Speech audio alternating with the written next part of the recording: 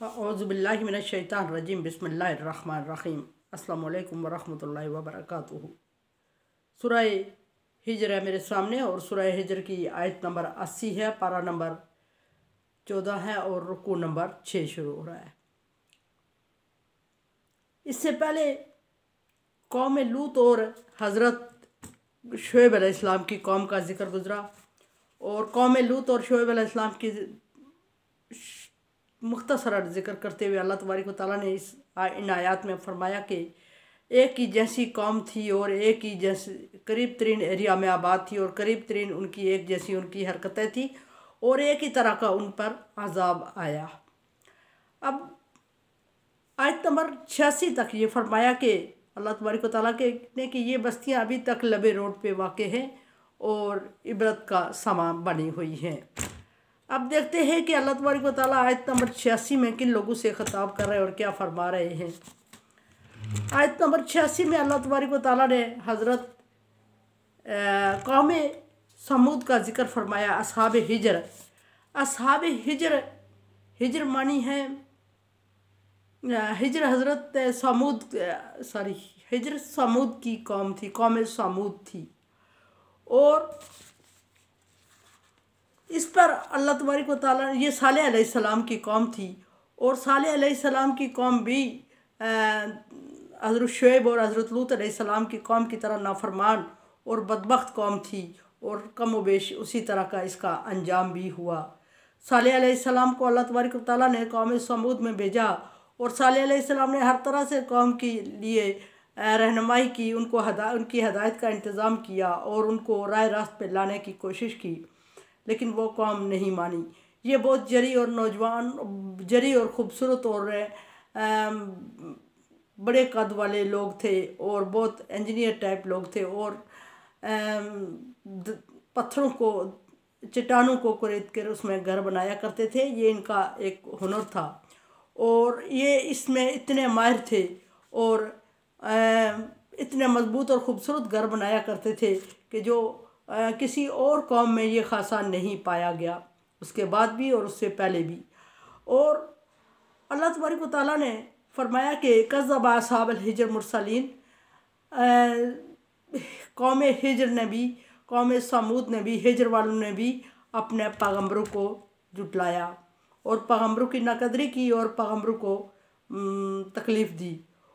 और फिर आतना हम आयातिना, हर दफ़ा हम उनको अपनी आयात से नवाजते रहे, अपनी निशानियां दिखाते रहे और वो निशानियां देख के उसके बाद भी इनकार करते रहे और कुफ्र शिरक में हद से बढ़ते रहे और फ़कानु अनहा मुरिज़ीन, हमेशा पसे पुष्ट डाल देते रहे अल्लाह तबारक व तआला के फरमान को और अल्लाह तबारक व तआला के मौजज़ात और निशानियों को। वकानु यनहितूना मिन जिबाल बियूत आमिनीन, और वो पहाड़ों को, चट्टानों को कुरेद कर उसमें खूबसूरत और पुरअमन घर बनाया करते थे और फिर उसमें रिहाइश इख्तियार करते थे। बड़ी खुशहाल और आसूदा कौम थी और पहाड़ों के दरमियान खुश सरसब्ज़ वादी में ये वाक़ थी और बहुत ही खूबसूरत और सरसब्ज़ वादी थी इनकी और इसमें ये रिहाइश पज़ीर थे। और सालेह अलैहिस्सलाम जब इनकी तरफ आए तो ये भी बदकिरदारी में मसरूफ़ थे, कौम शुएब और लूत की तरह। ये इससे अलग इनका भी कोई काम नहीं था, वो उसी तरह के कामों में मुलव्वस थे। और इस बेमामूल अल्लाह तबारक व तआला ने जिस तरह दूसरी बस्तियों में पैगम्बर भेजे, इन पर भी सालेह अलैहिस्सलाम को मबूस फरमाया। सालेह अलैहिस्सलाम इनको दिन रात दावत देते थे और ये सालेह अलैहिस्सलाम को कमज़ोर समझकर और पे और जुल्म व तशद्दुद किए जा रहे थे और बिला आखिर ये नहीं टले और इनने सालेह अलैहिस्सलाम से मुआज़े की फरमाइश कर दी और मुआज़ा भी उन्होंने अजीब व गरीब मांगा कि सालेह हम तुझ पे ईमान ले आएंगे अगर हमारे देखते देखते इन बड़े पहाड़ों से एक हमला ऊँटनी नमूदार हो जाए तो। सालेह अलैहिस्सलाम ने अल्लाह तबारक व तआला से इसकी दरख्वास्त की, इल्तिमास की, इल्तिजा की।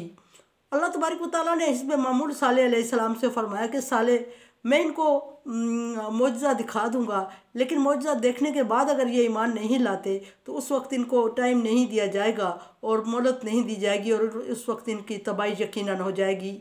एक दफ़ा फिर सोच लें। सालेह अलैहिस्सलाम ने फिर कौम से कहा कि टाइम दिया, मौजज़ा दिखा दूंगा मैं, लेकिन उसके बाद तुम्हें ईमान लाना तुम्हारा ज़रूरी होगा। अगर मौजज़ा देखने के बाद ईमान नहीं लाओगे तो तुम्हारे ऊपर अज़ाब लाजम हो जाएगा, फिर मैं कुछ नहीं कर सकूँगा। उन्होंने सालेह अलैहिस्सलाम को यकीन दिलाया, सालेह अलैहिस्सलाम की कौम ने, कि हाँ तुम मौजज़ा दिखा, हम तुझ पे ईमान ले आएंगे। अब सालेह अलैहिस्सलाम ने अल्लाह तबारक व तआला से दुआ की, अर्ज़ की कि अल्लाह तबारक व तआला तू इनको मौजज़ा दिखा दे और ये ईमान लाएँ, और ना लाए तो तू इनको तबाह कर दे, तेरी मर्ज़ी। सालेह अलैहिस्सलाम की दरख्वास्त पर अल्लाह तबारक व तआला ने मौजज़ा दिखाया और हमला ऊँटनी पारों से नमोदार हुई, ऊँटनी ने बच्चे को जन्म दिया, उनके सामने की बात है। और वो ईमान लाने की बजाय उस ऊँटनी के जान के दर पे हो गए। वो चूँकि अल्लाह तबारक व तआला की तरफ से भेजी हुई ऊँटनी थी और आजमाइश उन्होंने खुद मांगी थी, और आजमाइश उन पर ऊँटनी की सूरत में इस तरह हुई कि सरसब्ज़ और ख़ूबसूरत वादी में बहुत हरी भरी वादी थी, जिसमें उनके मवेशी चरा और खाया करते थे, चारा और पानी पिया करते। नहर जा रही थी नदी के दरमियान, वादी के दरमियान में से, और वो ऊँटनी इतना पानी पी जाती थी कि वो नहर खुश्क हो जाया करती थी। और उन लोगों ने सालेह अलैहिस्सलाम से शिकायत की कि साले तेरी ऊँटनी इतना पानी पी जाती है कि हमारे मवेशियों के लिए कुछ नहीं बचता, और हाँ तो इसका इंतज़ाम कर, वरना हमारे मवेशी भूखे मर जाएंगे। ये भी था कि उसी पानी से उन लोगों, बस्ती वालों की खेतियों को सैराब किया जाता था, और उनके लिए फल फ्रूट और अनाज उसी पानी के ज़रिए से उगा करते थे, वो नहर का पानी जो था। सालेह अलैहिस्सलाम ने उनको समझाने की कोशिश की कि मौजज़ा तूने मांगा और आ गया है, और अल्लाह तबारक व तआला की तरफ से है, और अब इस ऊँटनी के साथ कोई गलत नहीं करना हरकत, इसको रहने दे, खाने पीने दे। फिर उन्होंने नहीं सालेह अलैहिस्सलाम पर यकीन, ऊँटनी पर रहम नहीं किया। फिर शिकायत की और सालेह अलैहिस्सलाम परेशान हो जाते हैं। फिर डिसाइड होता है कि एक दिन पूरी बस्ती के मवेशी पानी पिएंगे, एक दिन खेतियों को पानी दिया जाएगा, और एक दिन सालेह अलैहिस्सलाम की ऊँटनी या अल्लाह तबारक व तआला की तरफ से भेजा हुआ मौजज़ा जो है वो पानी पिएगा। और ऊँटनी इतना पानी पी लेती थी एक दिन में कि दूसरे दिन नहर में पानी कम पड़ता था, मवेशियों के लिए कम होता था। तीसरे दिन फिर बागों के लिए और खेतों के लिए पानी लगाना होता था, वो कम होता था। ये कुछ करते करते उन्होंने फिर सालेह अलैहिस्सलाम से शिकायत की। सालेह अलैहिस्सलाम समझ गए कि ये कौम हट दर्मी पर आ चुकी है, ये अल्लाह के अज़ाब को अब दावत दे रही है। और सालेह अलैहिस्सलाम ने खामोशी इख्तियार की, उनको धमकी दे दी, वार्निंग दे दी, ख़बरदार कर दिया कि अल्लाह की ऊँटनी है, इससे अगर तुमने छेड़ा तो फिर तुम पर अज़ाब आके रहेगा और वो टलने वाला नहीं है। उन्होंने ऊँटनी की कूंचें काट दी। अब ऊँटनी की कूंचें काट दी तो एक मुफस्सरीन ने लिखा बाद दफ़ा कि उस ऊँटनी का बच्चा भी उनके साथ था, वो ऊँटनी के साथ था, और वो पहाड़ों की तरफ भाग दौड़ लगा दी वो बच्चे ने। और पहाड़ पे जाके उसने इतनी दिल दहला देने वाली, हिला देने वाली चीख मारी कि जिस चीख से ऐसा लग रहा था कि ज़मीन आसमान फटने वाले हैं, इतनी दिलखराश चीख थी। और इन लोगों पर कोई असर नहीं हुआ। और फिर सालेह अलैहिस्सलाम को हुक्म हुआ कि ये बहुत बड़ी ज़्यादती कर चुके हैं, और ऊँटनी को कत्ल करके, ऊँटनी की कूंचें काट के इन्होंने अल्लाह तबारक व तआला के गज़ब को दावत दी है। और फिर इनको टाइम दिया गया सालेह अलैहिस्सलाम की कौम को कि सालेह इनसे कह के 3 दिन के अंदर अंदर माफ़ी मांगे अल्लाह तबारक व तआला से, अपने गुनाह का अज़ाला करें, और वरना अज़ाब के लिए तैयार हो जाए। लेकिन वो बदबख्त थे, उन्होंने कोई इसका नोटिस नहीं लिया, और उसी तरह अपनी नाच गाने में, खेल खलियान में मुब्तला रहे और पड़े रहे और खुश होते रहे, और ऊँटनी को मारने, उसकी कूंचें काटने और वो मंज़र दिलचस्पी से जिक्र कर करके एंजॉय करते रहे। अल्लाह तबारक व तआला को ये बात हरगिज़ पसंद नहीं आई। और ऊँटनी का बच्चा जो था वो चूँकि पहाड़ों की तरफ जा चुका था, और उसने अपनी फरियाद अल्लाह तबारक व तआला के यहाँ रिकॉर्ड करवा दी थी। तो 3 दिन गुजरने के बाद उन्होंने कहा कि कोई अज़ाब नहीं आने वाला। ये सालेह अलैहिस्सलाम का कहा कि ये पहले भी हमें डरा रहा था और फिर दोबारा भी डरा रहा है, ये अपने जादू के ज़रिए से इसने हमारे सामने ऊँटनी हमारे ऊपर मुसल्लत कर दी, और ये कह रहा था कि ऊँटनी को आपने छेड़ा तो आप पर अजाब आ जाएगा। 3 दिन गुजर गए, हम पे अजाब नहीं आया, और ये अब चौथे दिन की वार्निंग दे रहा है। चौथा दिन भी खैर आफियत से गुजर जाएगा और हम अपने पानी के और चारे के खुद मालिक हो जाएंगे। ना कोई ऊँटनी हमारी नहर का पानी पिएगी, ना कोई ऊँटनी हमारे चारागाह की चारा चरेगी। इस तरह हमारे मवेशी और हमारी फसलें भी खुशहाल और आसूदा हो जाएंगे। ये 4 दिन गुजर जाएंगे। ये ऐसे धमकी दे रहा है। ऐसे उनकी बातें थीं और 4 दिन पूरे हुए थे और ठीक चौथे दिन उन पर अल्लाह सुबह के टाइम अल्लाह तबारक व तआला ने वही चीख का अजाब नाज़िल फरमाया। बाद मुफस्सरीन ने यह भी लिखा है कि ये वही चीख थी जो सालेह अलैहिस्सलाम की ऊँटनी के बच्चे की चीख थी, और इसी तरह की चिंगाड़ उन पर सुबह के टाइम मुसल्लत हुई। और वो सुबह के टाइम ऐसे लग रहा था कि अपने घरों में औंधे पड़े हुए हैं, और उस चीख की वजह से ही वो उनके कानों के पर्दे फट गए, उनके जिगर फट गए थे और वो बेहोश हो गए थे। एक दूसरे के ऊपर उनकी डेड बॉडीज पड़ी हुई थी और बड़े बड़े लंबे कद के लोग थे, और इस तरह लग रहा था कि जैसे दरख्त जड़ों से उखड़े हुए पड़े हुए हैं। उन पर अल्लाह तबारक व तआला ने तबाही और बर्बादी नाज़िल कर ली थी। और सुबह को सारे लोग उनको देख के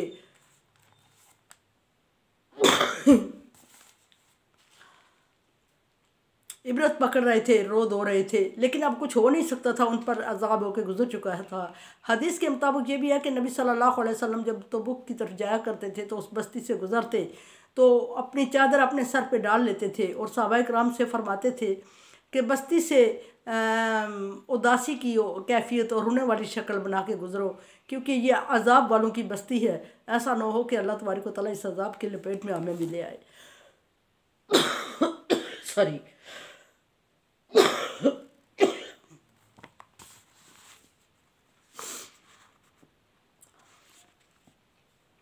सालेह अलैहिस्सलाम की कौम का ये अंजाम हुआ, और अल्लाह तबारक व तआला फरमाते हैं कि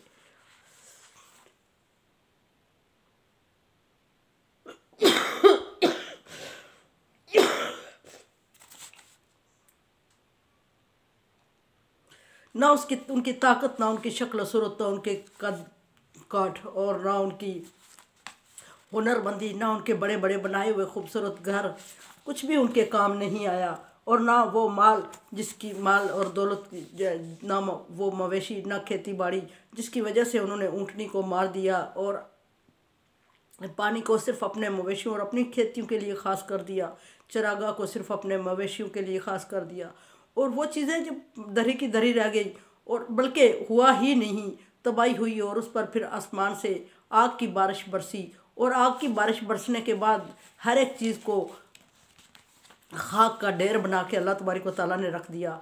और फिर यही पानी, यही खेतियाँ, यही माल मवेशी, यही जिस पे वो नाज करते थे, वो सारे उनके सामने बुढ़े हुए पड़े थे और जले हुए खाक पड़े हुए थे। वो खुद भी नहीं थे, ना तमाशा था, ना तमाशा देखने वाला। अल्लाह तबारक व तआला ने सबको सफ़ा हस्ती से मिटा दिया। मेरे चैनल को आप सब्सक्राइब करें और इसको शेयर करें, सदका जारिया मेरी मदद करें। अल्लाह हाफिज़।